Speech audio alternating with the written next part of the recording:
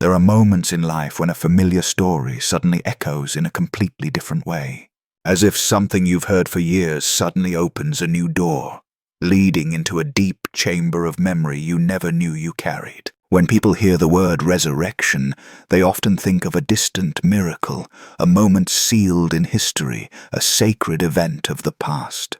But what if resurrection isn't just a historical ending, but the starting point of an inner journey, a path of transformation? Ancient traditions suggest that behind every great story lies a hidden layer of meaning, reserved only for those willing to listen with intuition, not just intellect. And perhaps that explains why so many people, even without searching, feel drawn to themes like awakening, transformation, and that quiet sense that something is stirring within. In this journey, you are invited to explore fresh perspectives, forgotten symbols, and missing pieces that might reveal why the concept of resurrection resonates so deeply in the human soul. But before we go deeper, pause. Stand before this door, slightly ajar, and let your curiosity be the key that leads you into the rest of the story. For centuries, the image of a man stepping out of the tomb has become the most familiar symbol whenever resurrection is mentioned. Most have only heard the story this way: a miracle, a supernatural moment that happened, then ended. But when the surface layers are gently peeled away, something deeper begins to emerge. Perhaps resurrection was never just about a body coming back to life.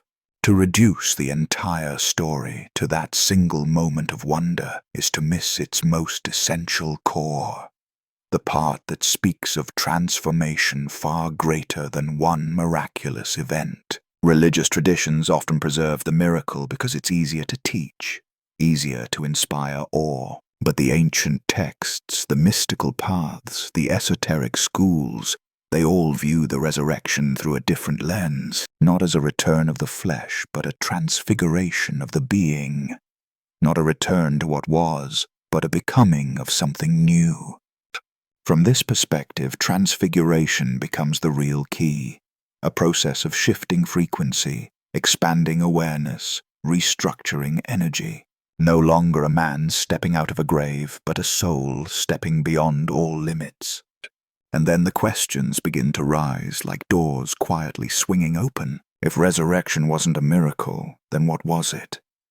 If the tomb wasn't a grave, what was it designed for? These are not questions meant to undo belief. They are invitations to open a wider space where the ancient story can be seen in a new light. And from this moment on, a new path begins to form. A path toward the mystery of sacred metamorphosis. The next chapter is already waiting. In many ancient cultures, the image of the tomb was never just a symbol of death. When viewed through the lens of symbolism, the tomb and the womb are two sides of the same mystery. A closed, silent, shadowed space that holds the potential to birth something completely new. In ancient Egypt, initiation chambers were carved deep underground, not as tombs for the dead, but as sanctuaries for transformation. Priests would enter them not to die, but to be remade from within. In Greece, the Eleusinian mysteries regarded darkness as a sacred passage into a higher knowing, and in Tibetan practice, dark retreats were journeys inward, where silence became the chamber of reconfiguration. What's remarkable is that these cultures, separated by thousands of years, unconnected by geography, still shared a common archetype.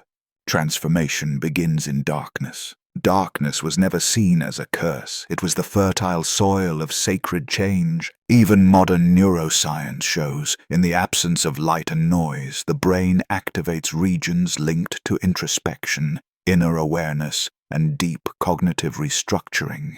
And those 3 silent days spoken of in old traditions, they were never random. They represent a full reset, a sacred pause for every layer of energy, emotion, and perception to reorganize itself. Yet many today fear the dark and mistake stillness for emptiness. In truth, these moments of pause are the most fertile space for radical change. And when this symbol is finally seen for what it truly means, a new door quietly appears, the door to the light body, the state that emerges only after the darkness has done its holy work. What comes next is not a return to what was, but the arrival of what was always meant to be. When the ancient texts speak of a rising into the light, they're not describing a physical body stepping out of the darkness, but rather the emergence of a completely different form of being. The Egyptians called it Sahu, the highest layer of the soul, where one is no longer bound by weight or physical limitation. In Tibet, it was known as the rainbow body, a state where the energy structure becomes so pure that the body begins to dissolve into light. In Hebrew mysticism, the Merkaba was a chariot of light, carrying consciousness beyond the material world. And in Hindu philosophy, the divine body transcended decay and time, a radiant form, refined and timeless. Though these cultures are worlds apart, they point to the same template, a luminous existence unconfined by space, where memory is encoded as energy, not matter. It is the shift from flesh to frequency, from structure to field, from body to pure awareness. Seen this way, the resurrection story becomes clearer. The phrase returned but not as matter starts to make sense. The return wasn't a re-entry into an old body, but the unveiling of a higher frequency template, a form refined through silence and transformation. Many imagine the light body as a glowing human shape, but most traditions describe something greater, a conscious field, an expansive awareness that exists beyond shape, beyond limitation. And through this lens, resurrection is no longer just a symbol, nor merely a story of one man in history. It becomes a doorway, leading to the next step in our shared inner evolution. It becomes a resurrection code, not locked in the past, but hidden in the human potential within us all. In many esoteric traditions, awakening is not a gift given from the outside, but a journey of igniting a spark within. In Kabbalah, it's called nitzot, a divine spark of light hidden in every soul. In Taoist tradition, it's Ming, the inner flame that nourishes life and intuition. In Gnosticism, it's the divine spark, the essence of a higher consciousness embedded within each human being. Though the names differ, they all point to one truth. There is an ancient intelligence stored deep within, waiting for the right moment to be activated. When we speak of the resurrection code, the word code is not mystical, it's structural. It refers to patterns of consciousness, combined with an energetic configuration. The way energy flows through the body and the emotional field. Transformation doesn't arrive as a single miraculous event, but as a gradual shift as these patterns begin to refine themselves. Modern science is slowly touching this same idea in its own language. Neuroplasticity reveals that the brain continuously restructures through new experiences. Epigenetics shows that gene expression changes based on perception and inner environment. Resonance fields suggest that emotions and consciousness generate their own fields of influence. When this inner code begins to awaken, subtle signs often appear. Intuition becomes sharper. Emotions move in stronger waves. Dreams grow vivid and symbolic. The ability to sense energy deepens. These shifts are not strange, they are signals, evidence of an inner process beginning to activate. Seen this way, resurrection is no longer just a story outside us, but a series of inner movements within consciousness itself. And that very movement leads into the next phase, where the stages of inner resurrection emerge like a map of the soul. The deepest transformation rarely happens in a single moment. It unfolds in 3 consecutive waves, each carrying a distinct state of consciousness, each gradually unlocking the inner resurrection. When seen as a map, these 3 stages help explain why we sometimes feel like we're falling apart, sometimes like we're remembering something ancient, and sometimes like we're awakening from within. Stage 1. Sacred death. Ego dissolution. The first wave often arrives as a sudden collapse. Relationships shift, our sense of self wavers, and the familiar structures no longer hold. Many mistake this for a psychological breakdown, but this dissolution is not collapse. It's the quiet dismantling of old identities, a doorway opening into something deeper. In Western mystical traditions, this is known as the dark night of the soul. A long, silent night, where the soul seems lost, but something profound is unfolding within. It is in this darkness that consciousness begins to sense there is something beneath the old story of who I am. Stage 2. Divine memory. Remembering your original essence. After the dissolution, a gentle clarity begins to rise, as if something ancient is being remembered even though it was never taught. This is not memory in the usual sense, but inner recognition, a remembrance of the soul's true nature. In Gnosticism, this state is reflected in the phrase, "Know thyself and you will know the all." As the old layers fall away, awareness begins to glimpse something pure, something eternal. This recognition often comes in the stillest moments, like a whisper you've always known but never heard with the ears. Stage 3. Light activation. Energetic rebirth. Once the true essence is seen, energy begins to move differently. Signs of activation can be subtle. A shift in heartbeat when truth is spoken. A warmth rising up the spine. A breath that deepens naturally without effort.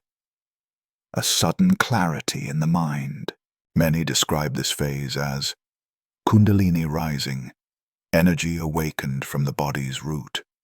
Heart coherence, when heart and brain begin to beat as one. Or breath energy surge, when the breath becomes a guiding current. At this stage, transformation is no longer a thought or emotion. It becomes a living experience in the body and energy field. When seen as a whole, resurrection reveals itself as a deeply human process, not a distant myth, but a subtle unfolding of soul and self. And from this process, a new doorway begins to appear, the doorway of breath, the sacred bridge between the physical and the energetic worlds, leading us into the next phase of awakening. In most ancient spiritual traditions, breath has always been seen as the bridge between 2 worlds, the inner and the outer, the visible and the invisible, the body and consciousness. In yoga, breath is called prana, the vital force that sustains life. In Taoist teachings, it is qi, a subtle movement guiding one back to harmony. In mystical Christian texts, it is known as ruach, the wind of life, the divine force linking mind and soul.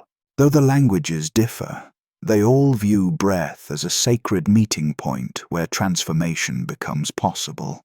Modern neuroscience adds a fascinating layer. Each breath directly affects the vagus nerve, the highway connecting brain, heart, and the entire nervous system. When breathing is slow and deep, the body shifts into a state of safety, awareness expands, and the energy field becomes more balanced. Through this mechanism, breath acts as an activation switch, a gentle trigger for the deeper layers of inner clarity. Yet many people try to force the breath, thinking strong effort will produce stronger results. Or they see breathwork as nothing more than relaxation. But the most effective breath is the one that flows naturally, rhythmically, as if the body is remembering something it has always known. A simple way to feel this is to place one hand on the chest and the other on the belly. Inhale slowly through the nose, allowing the belly to rise gently. Exhale steadily, and feel the body soften with each cycle. Just a few rounds of this will begin to bring stillness. When breath becomes a bridge rather than an effort, we begin to access a deeper state of inner resurrection. And from this space, the light of Christ consciousness, the frequency described across traditions, begins to emerge with more clarity in the next part of the journey. When people hear the word Christ, most immediately think of a historical figure, a religious icon, or an image worshipped in churches. But in mystical traditions, Christ is not just a person. It is a frequency of consciousness, a state of expanded awareness that transcends all belief systems. Seen in this way, Christ consciousness does not belong exclusively to Christianity. It is more like a universal principle that appears in many cultures under different names. What makes the image of Jesus special is not that he was an exception, but that he served as a prototype, a living illustration of the highest potential of human beings. His journey is seen as a mirror, a model that shows expanded consciousness is not a privilege reserved for one individual, but a potential that exists within us all. When comparing Christ consciousness to other traditions, the similarities become clear.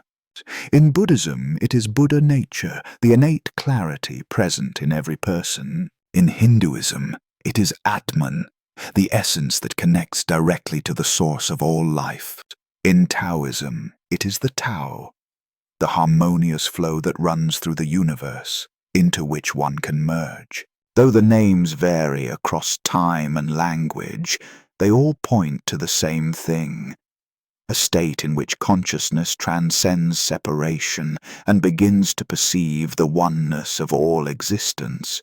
A common mistake in Western culture is to view Christ as a symbol to be worshipped, rather than a pattern to be lived and practiced. Worship often places the figure on a distant pedestal, whereas the essence of Christ consciousness is an invitation to come closer to our own inner capability.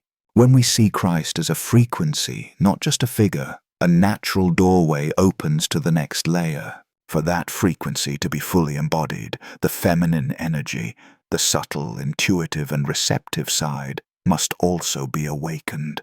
This is where the role of the divine feminine and the image of Mary Magdalene begin to shine. For centuries, the image of Mary Magdalene has been covered with layers of distortion and misrepresentation. Yet surviving texts like the Gospel of Philip and the Gospel of Mary tell a very different story. Magdalene was not a peripheral figure, but the one closest to the state of consciousness called Christ. These scriptures describe her as the one who understood what he said more than all others, the bearer of intuitive wisdom that other disciples struggled to grasp. Even though many sections were lost or excluded from canonical texts, what remains is enough to reveal one truth. Magdalene served as a bridge between human awareness and a higher dimension of consciousness. Seen in a wider context, Mary Magdalene embodies an archetype that appears throughout various spiritual traditions. Sophia, the deep wisdom in Western mysticism, guiding the soul back to the source of light. Shakti, the sacred feminine energy in Hinduism, the dynamic and creative force of life. Shekinah, the gentle yet powerful presence in Kabbalah, symbolizing connection and intuition. From this, it becomes clear. Feminine consciousness is not merely softness. It is the strength that holds rhythm, grounds the space, and opens the door to spiritual depth. One of the greatest misconceptions is to see feminine energy as weakness, when in fact most traditions recognize it as the source of inner stability and intuitive power.